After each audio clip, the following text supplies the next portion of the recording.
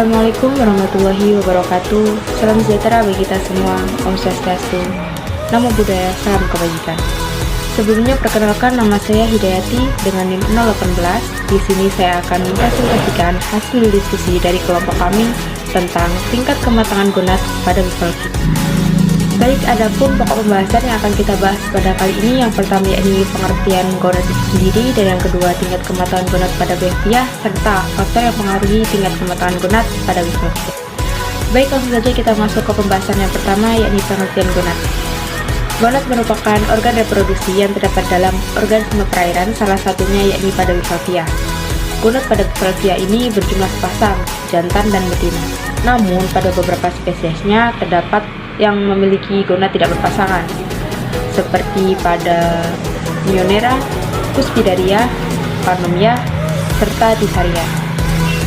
Dan untuk tingkat kematangan gonad pada suatu spesies bivalvia sendiri itu berbeda-beda, tergantung oleh beberapa faktor yang nanti akan saya jelaskan. Berikut merupakan contoh gambar gonad pada bivalvia, terdiri dari perikardium, yang di sini ada perikardium, ada gonad opening, kemudian ada gonadnya, ada yang seperti usus bernama kidney, serta ada renal opening. Jadi gonad pada bivalvia ini dapat mengalami reduksi dikarenakan lateral compression yang mendesak organ dalam ke arah posterior dan bisus ke ventral, sehingga membuat salah satu gonad bisa hilang.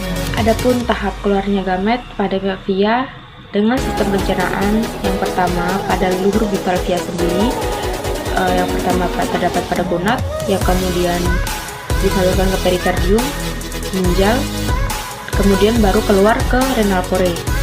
Dan yang kedua ada yang berasal dari gonad langsung ke ginjal dan langsung ke renal pore, dan yang lebih sederhana lagi yakni dari gonad langsung ke gonopore. Selanjutnya kita masuk ke pembahasan yang kedua, yakni tingkat kematangan gonad pada bivalvia. Untuk tingkat kematangan gonad pada bivalvia ini biasanya terjadi pada saat spesies mencapai panjang 18 sampai 20 mm. Untuk umur pada saat pertama kali matang gonad, yaitu pada saat berumur kurang dari 1 tahun. Pengamatan kondisi gonad ini dilakukan dengan mikroskop dengan cara melihat warna gonad untuk membedakan jenis kelamin pada bivalvia tersebut.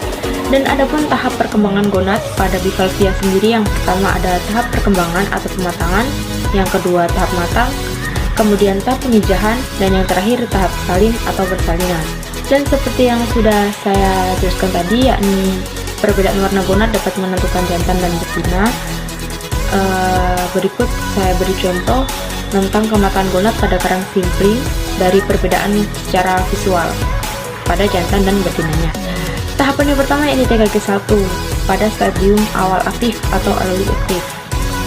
Dan pada gonad jantan ini memiliki ciri-ciri gonad berwarna putih pucat, jenis kelamin sulit dibedakan dengan warna secara pasti, gonad berukuran kecil dan menempati secara jelas pada posisi gonad.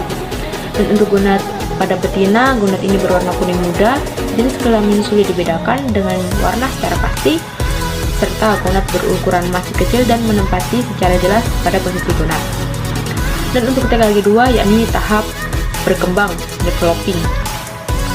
Dengan ciri-ciri pada gonad jantan, gonad ini berwarna putih krem dengan ukuran gonad mulai berkembang memenuhi posisi gonad dalam jaringan lunak.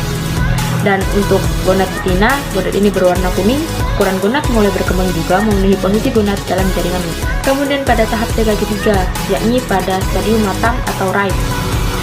Di sini gonad jantan mulai berwarna putih gading, dan perkembangan gonad jantan mulai menyebar memenuhi bagian ligamen dan pinggiran otot aduktor dengan persentase 60-80% menutupi jaringan lunak. Dan untuk gonad betinanya, gonad ini berwarna oranye terang. Perkembangan gonad mulai menyebar memenuhi bagian ligamen dan pinggiran otot aduktor dengan persentase 60-80% menutupi jaringan lunak. Dan pada tahap TKG4 yakni tahap pemijah atau spawning, pada gonad jantan ini berwarna putih kotor mengarah ke coklat, dan penampakan gonad mulai menyusut atau lembek. Sedangkan pada betinanya, gonadnya kembali lagi berwarna kuning dan penampakan gonad juga mulai menyusut atau lembek. Namun seperti yang kita ketahui, warna saja tidak dapat menentukan tingkat kematangan gonad tersebut. Dan untuk penelitian lebih lanjut ada juga tingkat kematangan gonad yang kita ambil contoh dari kerang simping secara histologi. Dengan tahapan yakni 3G1 pada stadium awal early aktif, pada gonad jantan, gonad ini didominasi sel-sel pengikat, rongga folikel masih sempit dan membentuk seperti saluran-saluran yang menghubungkan antara folikel-folikel. Kemudian dinding folikel masih kurang jelas atau tipis, berisi sel-sel spermatogonia. Dan pada betinanya, gonad ini didominasi oleh sel-sel pengikat, rongga folikel masih kecil dan membentuk seperti saluran-saluran yang menghubungkan antara folikel-folikel, serta dinding folikel masih kurang jelas atau tipis. Kemudian pada tahapan TKG2 yakni stadium berkembang developing, pada gonad jantan, rongga folikel mulai meluas atau melebar dan dinding folikel mulai menebal. Sel-sel gamet mulai memadati folikel. Rongga folikel berisi sel-sel spermatosit dan spermatid yang mengalami peningkatan jumlah.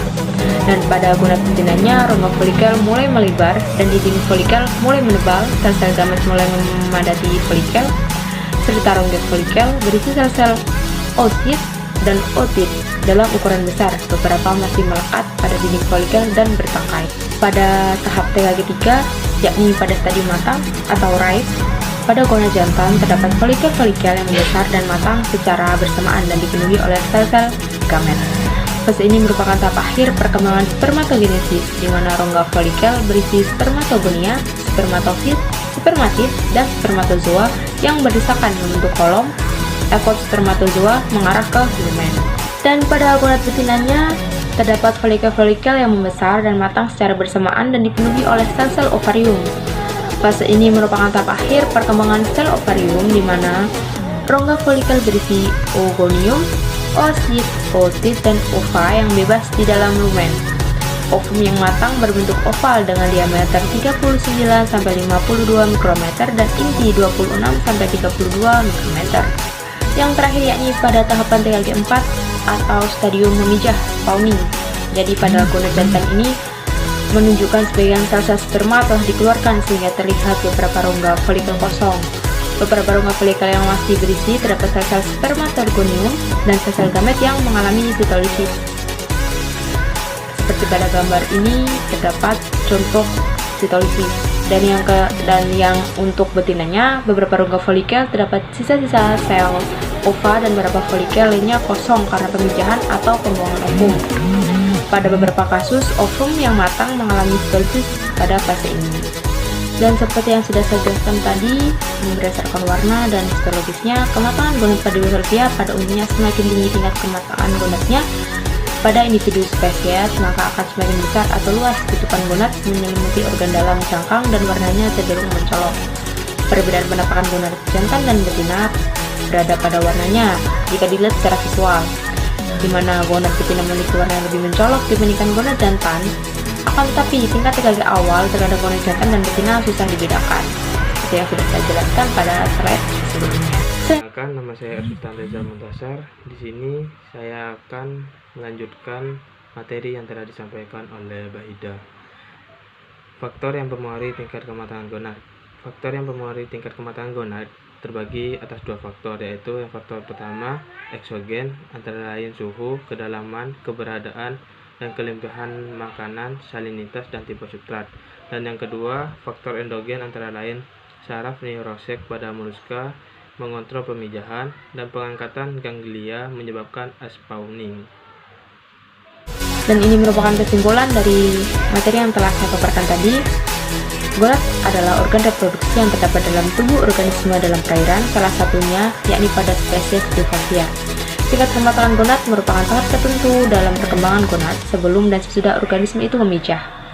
Matang gonad biasanya terjadi pada saat spesies Bivalvia berukuran 18-20 mm. Umur pada saat pertama kali matang gonad pada Bivalvia yaitu kurang dari 1 tahun. Pengamatan gonad secara mikroskopik dilakukan dengan melihat pewarna gonad untuk membedakan kelamin. Warna gonad pada betina yang matang adalah lebih mencolok. Tahap perkembangan Bivalvia dibagi menjadi 4: perkembangan atau pematangan, matang, serta pemijahan, dan salin atau spawning. Demikian yang dapat saya sampaikan mengenai tingkat kematangan gonad pada Bivalvia. Kurang lebihnya saya mohon maaf. Wassalamualaikum warahmatullahi wabarakatuh. Terima kasih.